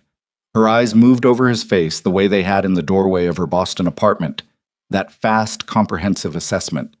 Then she moved toward the kitchen, and he went ahead of her and pulled the refrigerator out from the wall with both hands, the old appliance grinding across the linoleum, and there was the hatch. A wooden panel set flush into the floor, iron ring handle, exactly where he remembered it. He got it open, concrete steps going down into cold darkness, and the smell of earth and old wood. "There's a flashlight in the duffel," Charlotte said. She was already reaching into the bag on her shoulder, already finding it, already on. He took it from her, went down first, confirmed the space, low ceiling, earthen floor, maybe 12 feet by 8, empty except for old wooden shelving along one wall and the smell of a space that has been sealed too long. He came back up. "Give her to me," he said. Charlotte looked at him. "I'll take her down first, then you." Charlotte unclipped the carrier with practiced hands and transferred Lily into his arms before he had time to process what that meant. The specific weight of a 7-month-old, heavier than he'd expected, warmed through the fabric of her pajamas, her hands immediately going to the lapel of his jacket the way they'd gone to Charlotte's collar that first morning in Boston. She looked up at him from 6 inches away with those gray eyes, and she did not cry. He went down the steps with her. He set the flashlight on the lowest shelf, angled upward for ambient light.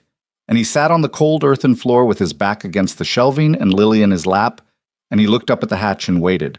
Charlotte came down. Ray came last, pulling the refrigerator back toward the wall from below as best he could before lowering the hatch above his head. Not perfect. The refrigerator would be 6 inches from the wall instead of flush. But in the dark, in a fast sweep of the kitchen, it might be enough. They sat in the root cellar in the thin flashlight glow, the three of them and Lily listening to the house above them. For 90 seconds, nothing. Then the back door came open. Not quietly. There was a sharp sound of wood giving way. A single impact, professional entry. Boots on the kitchen floor. Multiple sets. Fast sweep pattern. He could track it by sound. The way they split and moved through the house. The short silences as they cleared rooms. The communication in low voices he couldn't make out through the floor. Lily made a small sound. Charlotte's hand came to the baby's back immediately, the automatic rhythm of it, and Lily subsided. The footsteps came back into the kitchen. Stopped. He heard the refrigerator scrape, just slightly, someone brushing against it. A pause, then moving away. They'd missed it. Ray exhaled through his nose, very quietly. Then from above them, from the front of the house, a voice, raised, carrying, "Mr. Calloway, the house is clear. You're not here, which means you're somewhere on the property. We have the perimeter covered. I'm going to give you 2 minutes to make a decision that saves your family some pain." The voice was calm. Not Mercer, too young, too operational. A field commander, someone who did this for a living. "You've called for federal assistance, we know that. We've been monitoring your signal." A pause. "The call didn't go through, Mr. Calloway. We have a jamming unit on site. Your message didn't reach anyone. You have 2 minutes. Vincent sat in the earthen dark with his daughter in his lap and his former wife 6 inches to his left, and he thought very carefully about what he knew and what he didn't know, and what the difference between those two things meant right now. The jamming claim might be true. It might be a tactical lie to produce surrender. He had no way to confirm which. He looked at Ray. Ray held up 2 fingers, pointed upward, shook his head once. 2 men in the kitchen. Then 3 fingers. 3 more that Ray had tracked by sound, sweeping the rest of the house. 5 total in the building. Estimated 5 to 8 more outside. He looked at Charlotte. In the thin light, her face was pale and absolutely focused. She was looking at him, and she was not asking for reassurance. She had never in her life asked him for reassurance. But she was waiting for information, the way she always waited for it, with the particular patience of a person who has learned that the quality of a decision depends entirely on the quality of what you know before you make it. He leaned close to her ear. "If I come up, they'll concentrate on me. Ray gets you and Lily out through the back." Her head turned. Her mouth was at his ear. "And then? Then I deal with what's in the house. There are at least 5 of them." "Yes." "Vincent." Her breath was warm against the side of his face. "That's not a plan. That's a sacrifice play." "I know what it is." She pulled back far enough to look at him. Her eyes in the flashlight glow were very dark and very direct, and they held something in them he hadn't seen before or hadn't let himself see, which wasn't the same thing but felt like it right now in the cold under the earth. "No," she said. "Charlotte, no." She said it the same way she'd said everything to him that mattered, without heat, without drama, with the particular weight of a decision already made. You don't get to do that. You don't get to show up 8 months late and spend 6 hours being someone I could have relied on and then throw yourself into 5 guns. That's not redemption, Vincent. That's just a different way of leaving. He looked at her. Something moved through him that he didn't have time for and couldn't stop. Ray touched his arm. He was holding out his phone, the secondary device, the one not connected to the Calloway network, the one Ray had bought with cash in Hartford 2 days ago, and that the jamming unit therefore had no registered signal to suppress. A single text from an unknown number. 6 words. Asset located. Moving. 8 minutes out. Robert Hayes had gotten the message. Ray's mouth curved slightly, just slightly. "The old judge came through," he said, barely audible. 8 minutes. 8 minutes was a long time in a house with 5 armed men who were about to run out of patience. The field commander's voice came again from above. "Time's up, Mr. Calloway." Vincent handed Lily to Charlotte. He checked his weapon. Full magazine, 1 in the chamber, safety off. He looked at Ray and held up 3 fingers, pointed at the hatch, then pointed at himself and made a motion toward the front of the house. Ray understood. He'd take the kitchen, Vincent would draw toward the front. Split the concentration. Ray nodded once. Charlotte held Lily against her chest, and looked at Vincent and said nothing. He looked back at her. He'd been looking at her for 7 years in one way or another, and he had never been good at it. Never been adequate to what she offered him in those moments of direct attention. And he wasn't adequate now either, but he held it because she deserved that much. Then he pushed up the hatch. He came through it fast, the refrigerator scattering sideways as he drove his shoulder into it. And he was in the kitchen and moving before the two men in the room had fully processed the entrance point, which was the entire advantage of it. They'd been watching the doors, not the floor. He took the first one across the jaw with the butt of his weapon, driving through the motion the way his father had taught him at 15 in a South Boston gym that smelled of sweat and old leather, putting his full weight behind it. The man went down. The second one had his weapon up, but Ray was already through the hatch behind Vincent, and the second man was hit twice in rapid succession, non-lethal, body shots. Ray was precise, and he was on the floor before he got a round off. 12 seconds. Maximum noise. Running footsteps from the front of the house, 3 of them, responding to the sound. Vincent moved to the kitchen doorway and fired twice into the ceiling of the hallway, not at the men, at the plaster above them. And the debris and the sound stopped their approach for 3 seconds, which was enough for Ray to get Charlotte and Lily up through the hatch and out the back door. Then Vincent ran toward the front. It was not a rational decision. It was the decision of a man who has been operating on rational calculations for 20 years and has just run out of margin and is now operating on something older and less precise. He ran toward the 3 men in the front hallway because every second he ran toward them was a second Charlotte and Lily and Ray were putting distance between themselves and the house. The hallway was dark. He hit the first man at a dead run, taking them both into the wall hard enough to crack the plaster, feeling the impact through his shoulder and collarbone and not stopping, driving an elbow back into the man's sternum and then spinning to put the wall at his back before the other 2 could get an angle. The second man fired. The round took him in the left side above the hip. He felt it as impact first, a massive blunt force that sat him against the wall, and then as heat, spreading outward from a point just above his hip bone, and then as the particular awareness that something had gone through him that wasn't supposed to be there. He stayed upright. He kept the gun in his right hand and he shot the man who had shot him. And the man went down. And the third man, the field commander, he registered, the one with the carrying voice, had his weapon at Vincent's head from 4 feet away. They looked at each other. Vincent was bleeding. He could feel it, warm down his left side, soaking into his shirt. Not the sharp arterial flow that means the worst, but not nothing either. His breathing was labored. He kept the gun level at the field commander's center mass, and the field commander kept his level at Vincent's head, and neither of them moved. "You're hit," the field commander said, calm, professional, stating a fact. "Yes, that's not a survivable position without medical attention and approximately..."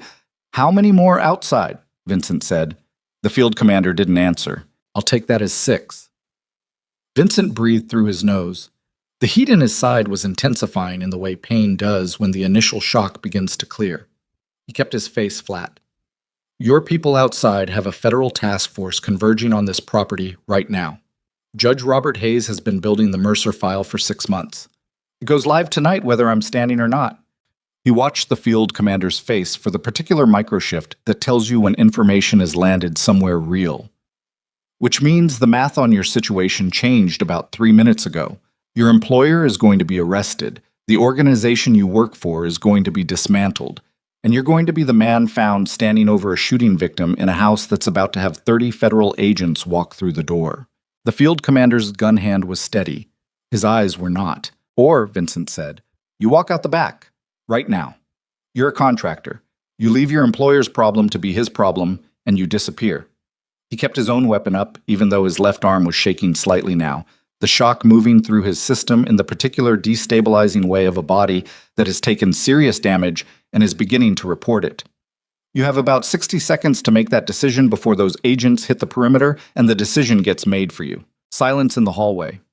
The old house made its sounds. Wind, wood, the creak of something settling. The field commander lowered his weapon.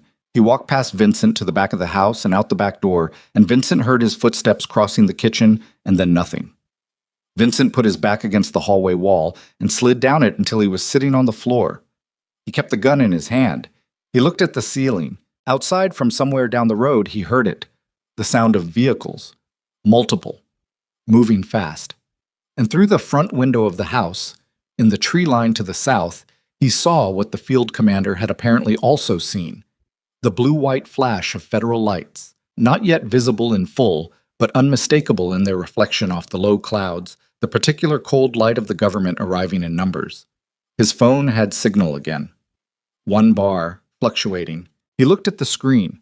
The text he'd sent to Hayes's contact, the one he'd assumed hadn't gone through, showed a delivery confirmation timestamp of 3 minutes after he'd sent it. The jammer had been telling the truth about the delay, but not about the failure. The message had gone through on a delayed burst when the signal dropped. He put the phone down on his thigh. He looked at the blood on his jacket, the dark, spreading stain. He breathed in through his nose and out through his mouth, and he stayed very still. The front door came open. Charlotte.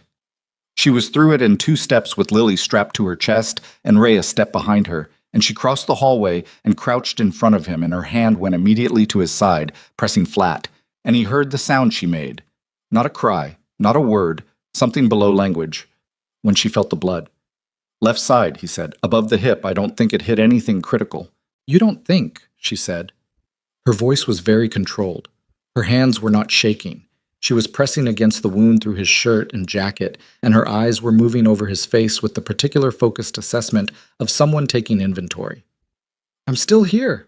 You're still here, she repeated, and something in the repetition was not agreement, was not relief, was not anything he could categorize easily. It was something more complicated and more fundamental than any of those things. Lily's hand had found his shoulder. The baby's fingers were gripping the fabric of his jacket. The same automatic grasping that Charlotte had described in the letter. In the note he'd found in the drawer, she makes a sound when she sleeps that you would have loved. Lily's hand on his jacket in the dim hallway, while he bled onto the floor, and Charlotte pressed both palms against his side, and outside the lights got brighter, and the sound of vehicles got louder, and the house around them held. Federal agents.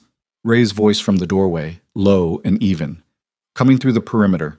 Mercer's people are scattering. I can see 3 vehicles trying to leave the road. They're not going to make it. Charlotte's eyes stayed on Vincent's face. You need a hospital. I know. Right now. I know, Charlotte. Then stop looking at me like that and tell me you can stand up. He looked at her for 1 more second. He looked at Lily's hand on his jacket. He looked at Charlotte's hands on his side, steady, deliberate. The hands of a woman who has been keeping things alive by willpower since long before he gave her reason to need to. I can stand up, he said. He wasn't entirely sure that was true. He was going to find out. He shifted his weight, and Charlotte got her shoulder under his right arm, and Ray came to his left, and together they got him upright, and he stood in the hallway of the Connecticut house with the federal lights coming through every window now, and his blood on the floor, and his daughter's hand still somehow finding the fabric of his jacket, and he thought, this is what it costs. Not the wound, not the empire, not the 19 years of Nathan Cole or the Vega Alliance or any piece of the structure he'd spent his adult life constructing. This. Standing in a hallway with a bullet hole in his side and the 2 people he'd failed most catastrophically in his life, holding him up because they'd chosen to. The front door opened and the first federal agent came through it, and Vincent was still standing when they took him out on a stretcher. He didn't want the stretcher. He said so once, and the paramedic, a young woman with short hair, and the particular no-nonsense efficiency of someone who has dealt with too many men who don't want the stretcher, looked at him without expression and said, Sir, you've lost approximately 800 milliliters of blood, and your blood pressure is 84/60. You can want whatever you like. And that was the end of that conversation. Charlotte walked beside the stretcher to the ambulance. She had Lily on her hip, and she kept pace without effort, looking down at him with that unreadable expression she'd been wearing since she found him on the hallway floor. Ray had handed her a blanket somewhere, so she'd wrapped it around herself and the baby against the November cold, and she walked through the blue-white wash of the federal lights, with her chin up and her jaw set, and her free hand resting on the stretcher rail, not holding his hand, just present, maintaining contact with the thing rather than the person, which was Charlotte's way of doing most things, and which he understood better than he ever had. You don't have to ride with me, he said. I know I don't have to. Charlotte, stop talking. She glanced at the paramedic. Can he talk, or does talking make it worse? Talking is fine, the paramedic said. Being difficult is what makes it worse. Charlotte looked back at him. You heard her. He closed his eyes. The stretcher lifted and the ambulance doors came, and the last thing he saw before they loaded him was the tree line to the south, still dark, and the 3 federal vehicles angled across the dirt road, and Ray standing with 2 agents in the flashing light, hands in his pockets, talking with the specific, deliberate ease of a man who has dealt with law enforcement before and is choosing his words with care. Then the doors closed, and the ambulance moved. The surgery took 3 hours. The round had entered above his left hip, missed the iliac artery by 11 millimeters. The surgeon told him this afterward with the tone of a man imparting information he considers both medically significant and personally irritating, and exited through the lateral muscle, causing substantial tissue damage and blood loss without perforating the abdominal cavity. He would heal. It would take time and be unpleasant, and he would need to be careful in ways that would frustrate him. Charlotte was in the waiting room when they brought him out of recovery. She was sitting in a chair with Lily asleep in her arms. The baby's full weight surrendered to sleep the way only infants can surrender it, completely, without reservation. Charlotte was not asleep. She was sitting straight in the plastic hospital chair with her eyes open and her head against the wall, and she was looking at the ceiling with the expression of a woman who has been sitting with her own thoughts for 3 hours and has arrived somewhere she's not going to describe to anyone right away. She looked at him when the orderly wheeled him through. She said nothing. He said nothing. Lily slept. They brought him to a room, and Charlotte followed and sat in the chair beside the bed, and they stayed like that in the particular medicinal quiet of a hospital at 2 a.m, the only sound the equipment, the distant corridor, Lily's breathing. "Nathan," he said. His voice came out rougher than he intended. "The anesthesia, the hours." "Arrested," Charlotte said. "Ray texted me during your surgery. Federal agents picked him up at Blackwood at 11:15. He didn't resist." A pause. "Ray said he looked—" She stopped. "What?" Ray said he looked relieved. She said it carefully, the way you say something you're still processing. "I don't know what to do with that." Vincent thought about Nathan in the restaurant in Philadelphia. Nathan across the table from Damian Mercer, calm, measured, making a proposal. And then Nathan in every room before that. Every strategy session, every crisis, every early morning phone call for 19 years. A man doing 2 things simultaneously for 18 months, maintaining both with such precision that neither showed in the other. That was a particular kind of exhaustion. That was the weight of a sustained performance. And when the performance ended, relief was not an irrational response. It did not make it better. It made it, in some ways, worse. The idea that Nathan had carried the betrayal long enough to be tired of it. "Mercer," he said, "detained at his Philadelphia office at midnight. Robert, my father, coordinated with the task force directly." She paused. "They've been building toward this for 6 months. They had enough for a RICO charge before tonight. Tonight just made it airtight." Her voice was careful and neutral, and underneath it was something that was not neutral, something he recognized as the specific emotion of a person whose parent has come through for them in a way they weren't certain would happen. Robert Hayes, building his file for 6 months, waiting for the right moment, protecting his daughter from a distance, the only way he'd had access to. "I need to call your father," Vincent said. "Not tonight." "Charlotte, not tonight, Vincent." She looked at him directly. "He knows you're alive. I called him from the waiting room. That's enough for tonight." He was quiet for a moment. Lily shifted in Charlotte's arms, resettling without waking, the small internal adjustments of a sleeping infant. Charlotte's hand moved over the baby's back, the automatic rhythm. "The Vega arrangement," Vincent said. "What about it?" "It's finished. Nathan was the architect, and Nathan was working against it. Marco Vega's people will have been notified by now that the Callaway contact was compromised. They'll pull back." He looked at the ceiling. "The whole Eastern Alliance structure is gone." "Yes," Charlotte said.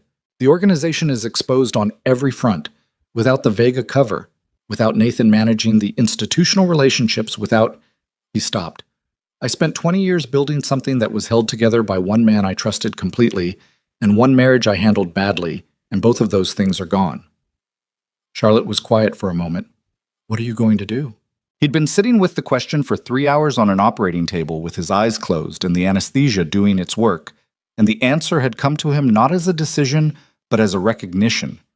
The way certain truths arrive, not invented but found, already present, waiting for the noise to clear. "Dissolve it," he said. Charlotte's head turned. "The criminal operations, all of it." He said it to the ceiling because saying it to the ceiling was easier than saying it to her face while he meant it. "There are legitimate businesses inside the Callaway structure. real estate holdings, 3 food distribution companies, a logistics operation out of Jersey. Clean. Actually clean, not paper clean. I've kept them separate out of habit. They can stand on their own. He paused. The rest of it gets dismantled, voluntarily, before the federal investigation moves in that direction, which it will, and on terms I control rather than terms imposed. The room was very quiet. That's not a small thing, Charlotte said. No. It's everything you've built. It's everything my father built, and I inherited and extended and protected at the cost of... He stopped. Started again. It's not everything. It's the part that cost everything else. Charlotte looked at him for a long time. Lily made a small sound in her sleep, a brief complaint about nothing, and settled again. Charlotte's hand continued its rhythm. I don't forgive you, she said. I want to be clear about that. What you did, the way you told me to leave, the way you handled it, there's no version of tonight that erases that. I know. You can't buy it back with a grand gesture. I know that too. Then why? She looked at him. Why dissolve it? If it's not for forgiveness and it's not for me, why? He turned his head on the pillow, so he was looking at her, at Lily asleep in her arms, at the particular composition of them together, the woman who had walked away from everything he'd offered and built something real and careful from nothing, and the child who had arrived in the world without his knowledge and grown for 7 months into a person with gray eyes and a grip that knew what it wanted. Because she'll ask me someday, he said. Lily. She'll be old enough to ask, and she'll ask, and I need to have an answer that isn't the same answer my father would have given, which is the same answer I would have given a year ago. He held Charlotte's gaze. I need the answer to be something I actually did, not something I meant to do or almost did or was working toward. Charlotte looked at him without speaking for a long moment. Then she looked down at the baby. Something moved through her face. Not softening, not resolution. Something more honest than either of those things. Something that acknowledged the distance still between them without pretending it wasn't there. Okay, she said, quiet, flat. The single word that was not agreement or forgiveness or any kind of promise, but was the specific word Charlotte Hayes used when she had decided to wait and see. He understood that word. He closed his eyes. The next weeks were the slowest of his life and the loudest. The federal investigation into the Mercer organization moved fast. Robert Hayes's file, 6 months in the building, was as comprehensive as he'd implied, and the arrests came in waves through November and into December. Damian Mercer was indicted on 16 counts, including racketeering, conspiracy, and 3 charges directly related to the Connecticut operation.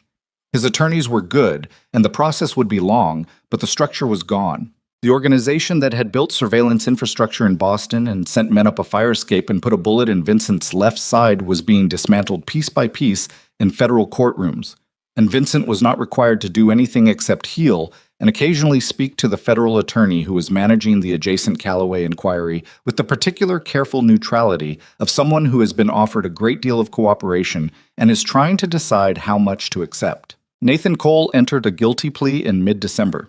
He was 61 years old and had been in the Callaway organization for 40 years, and his attorneys argued for leniency on the grounds of his age and his eventual cooperation with the federal investigation. Cooperation that, his attorneys were careful to note, had predated his arrest. Had predated it, Vincent learned through his own attorney, by approximately 6 weeks. Nathan had been talking to the Southern District since October. He'd been playing 3 sides simultaneously: Mercer, Vincent, and the federal government, with the same sustained precision he'd applied to everything for 40 years. Vincent sat with that information for a week before he could look at it clearly enough to understand what it meant. It meant Nathan had been hedging. It meant that somewhere in the 18 months of his arrangement with Mercer, something had shifted. Not conscience exactly. Nathan Cole was not a man of sudden conscience, but calculation. Mercer's operation had begun to show cracks. The federal pressure on organized crime in the Northeast had intensified in ways that changed the math. Nathan, who had spent 4 decades reading organizational structures and their vulnerabilities, had read his own situation and identified the exit before the walls came down. He'd still burned Vincent to do it. He'd still given Mercer the Connecticut address and orchestrated the pressure campaign that had put Charlotte and Lily in a root cellar and put a bullet in Vincent's side. The federal cooperation hadn't stopped any of that. It had just ensured Nathan's own survival once it was over. Vincent understood the logic completely. That was the part that took the week to sit with, not the betrayal, which was comprehensible and almost clean in its professional consistency, but the recognition that he had built the kind of world in which this logic was not only possible, but rational. A world in which a man who had stood at your father's burial with his hand on your shoulder could spend 18 months dismantling everything you'd built and feel, at the end of it, relieved. He visited Nathan once in the federal holding facility in Manhattan 3 weeks after the surgery. He went alone. He sat across the table from the silver-haired man who had been his father's advisor before he was his own, and he looked at him, and for a long time neither of them said anything. "Why Mercer?" Vincent said finally.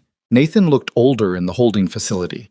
Not by years, by something more specific than years, by the weight of a sustained performance that had ended.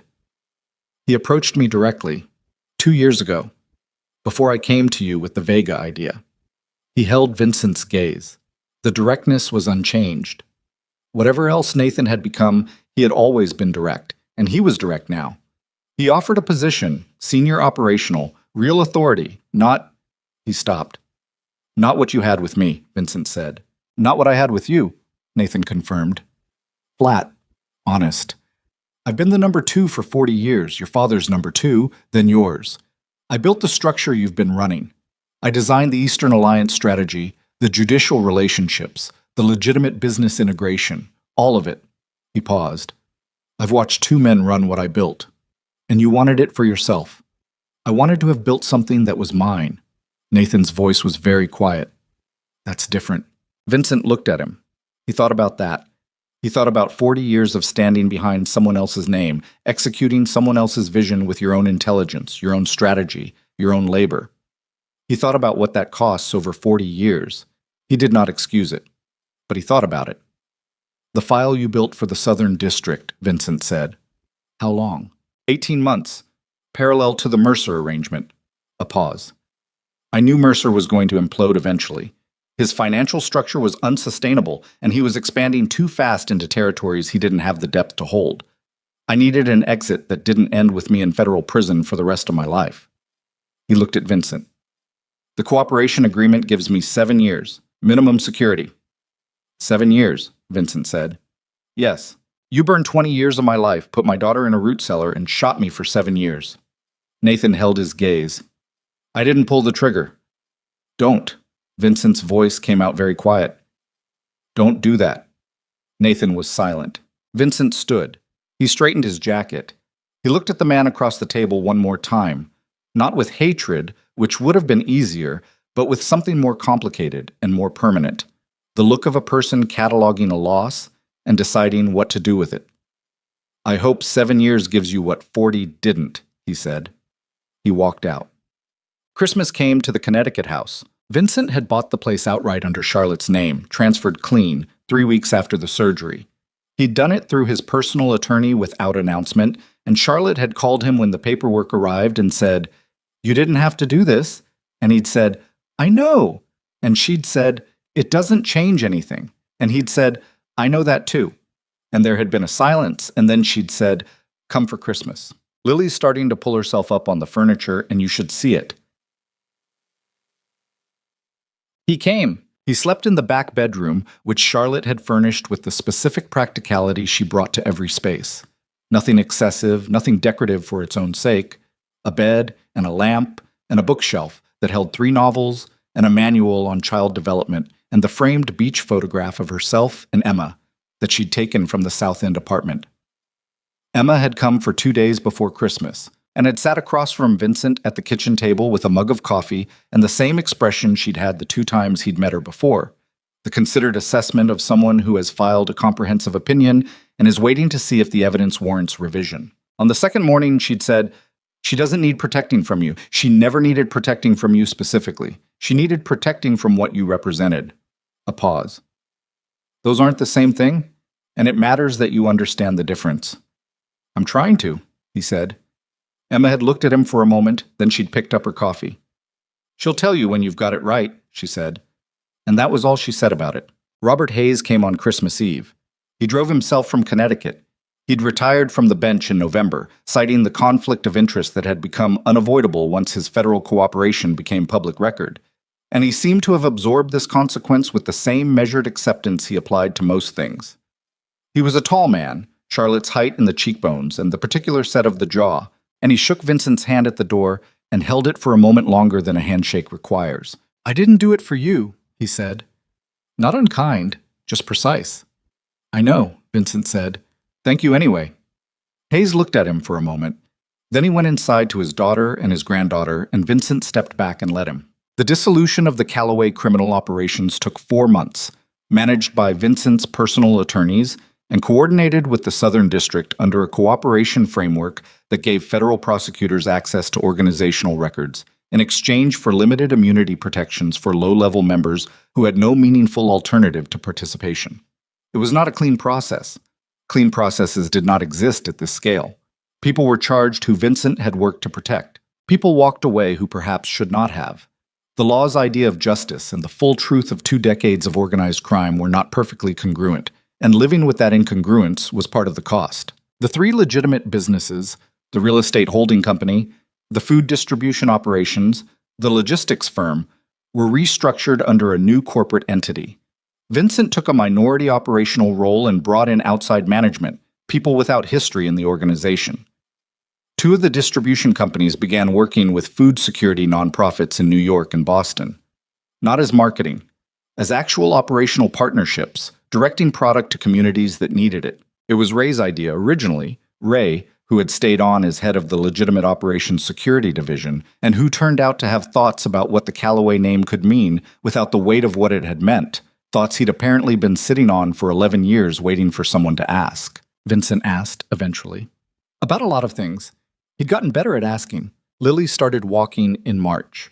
She was 10 months old, and she did it the way she did everything, with complete physical commitment and zero interest in the possibility of failure, pulling herself upright on the edge of the coffee table, and then simply releasing and moving forward as if the floor's job was to be there and her job was to cross it. She crossed 4 feet of living room floor and reached the couch and grabbed it and turned and looked at the room with an expression of profound, impartial satisfaction. Vincent was sitting in the chair 6 feet away.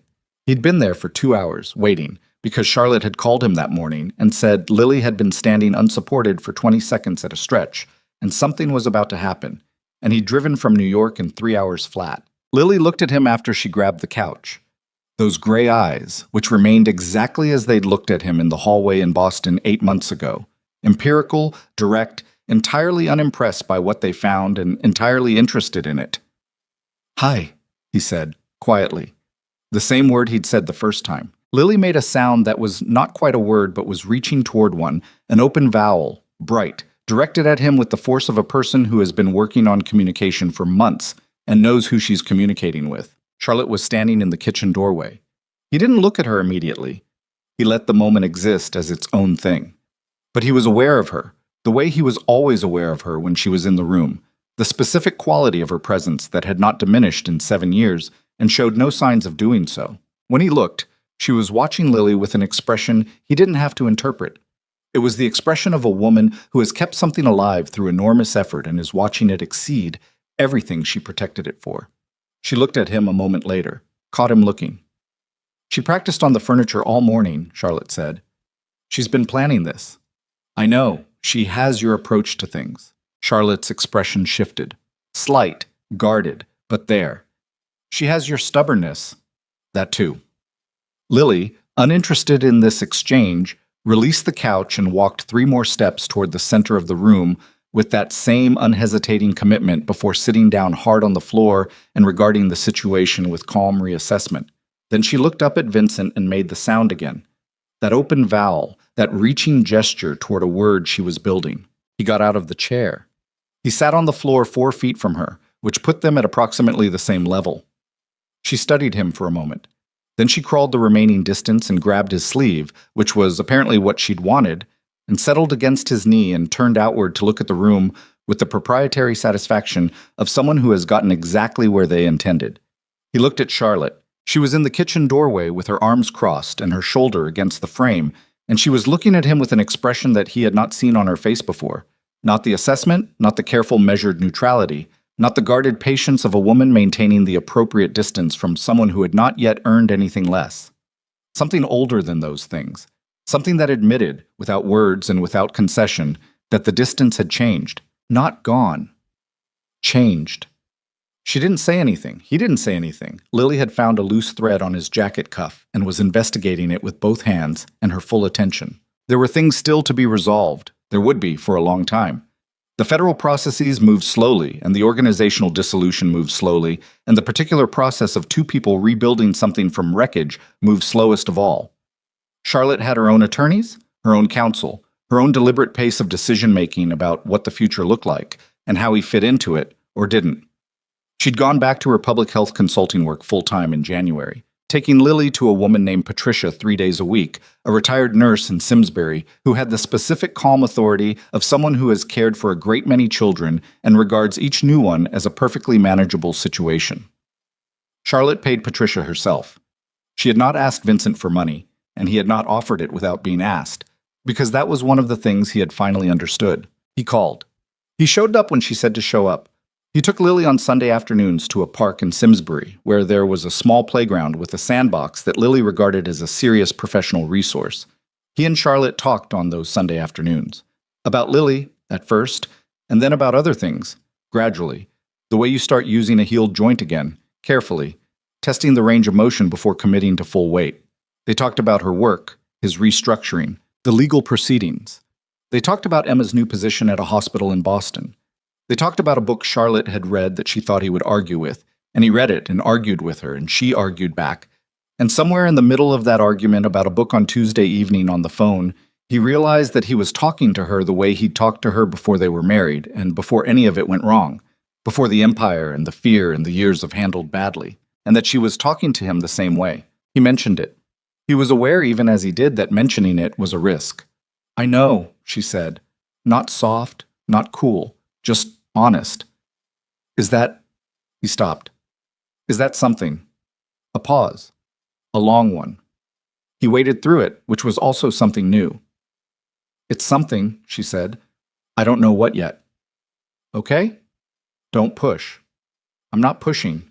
You're extremely not pushing right now," she said, and there was something in her voice that was the closest thing to lightness she'd allowed herself in his direction, brief as it was, before the careful neutrality came back. He let her have the neutrality. He'd learned to leave things the space they needed. The following summer, Lily turned 1. Charlotte organized a small gathering. Emma, Robert Hayes, Ray and his wife, Patricia from Simsbury, a neighbor Charlotte had become friendly with over the winter.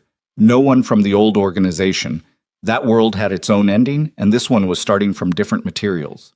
Vincent brought a cake. He'd made it himself, badly, from a recipe he'd found online, and executed with the particular grim determination of someone approaching an unfamiliar task as a problem to be solved through effort. It was lopsided. The icing was uneven. Charlotte looked at it when he carried it through the door and said nothing for a moment, and then said, "Did you make that?" "Yes." "It looks like it survived something." "It did. There was an incident with the timer." She looked at him. The corner of her mouth moved. Just slightly, just enough. "It's fine," she said.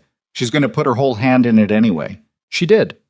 Lily assessed the cake from a distance of approximately 8 inches, reached out with both hands, and revised its structural integrity completely, without apology. The room laughed. Charlotte laughed. A real laugh, bright and brief. The laugh he'd heard exactly 3 times in 7 years because it was the one she couldn't manage. The involuntary one. The one she made when something caught her entirely off guard. He didn't say anything about it. He stood in the kitchen of the Connecticut house that was now Charlotte's house, in the summer afternoon coming through the windows, and he watched Lily systematically redistribute the cake, and he watched Robert Hayes laughing at something Emma had said, and he watched Ray's wife take a photograph of the whole scene with her phone, and he thought about a note in a white envelope, about pink beads on a thin cord, about a man sitting on the edge of his desk at 11:43 at night, reading 7 lines in his wife's handwriting and understanding for the first time what he'd lost. He thought about the distance between that night and this afternoon, and everything the distance had cost, and everything it had produced. Charlotte came to stand beside him, not close, the appropriate distance, the distance she maintained, but beside him, looking at the room. "She's going to need a bath," Charlotte said. "Yes. She has cake in places cake shouldn't be able to reach. She's thorough." Charlotte was quiet for a moment. Then, very quietly, not looking at him, "You didn't have to make the cake. I know. It's a terrible cake. I know that too." She was quiet again. He stayed in the quiet with her, which was something he'd gotten better at. Staying in the quiet without filling it, without managing it, without trying to turn it into something it wasn't ready to be. "She's going to ask," Charlotte said. Still quiet, still not looking at him. "Eventually, when she's old enough, she's going to ask why." "I know. What are you going to tell her?" He thought about it. He thought about it seriously, the way he'd been thinking about it for months, since the night in the Connecticut hallway, when he'd sat on the floor bleeding and understood what the question would cost him when it came. "That I made every wrong choice a person can make," he said, "and that your mother was the one who protected you from those choices until I could learn to make different ones." He paused. "And that the difference between who I was and who I'm trying to be is her. That she's the reason the trying is worth anything." Charlotte was still for a long time. The room around them was warm and loud with the ordinary noise of a child's birthday, the kind of noise that means nothing is wrong, nothing is being managed. Everyone in the room is exactly where they chose to be. Then Charlotte's hand moved. It moved the short distance between them and found his hand, and she held it. Not with pressure, not with declaration, just held it. Her fingers around his, the specific weight of a person deciding to remain present. She didn't look at him. He didn't say anything. Lily looked up from the wreckage of the cake and found them both standing there and made a sound of enormous satisfaction directed at nothing in particular, or possibly at everything, which amounted to the same thing. Outside, the summer afternoon laid itself across the Connecticut field, and the tree line and the dirt road, and the light on all of it was long and unhurried in the way that light gets at the end of a day that has gone on long enough to mean something. And inside the house, the voices of the people Charlotte had chosen to keep were filling the rooms she'd built for herself from nothing, and Vincent Calloway stood in the middle of it with her hand in his and let the day be what it was. He didn't hold on too tight. He was learning.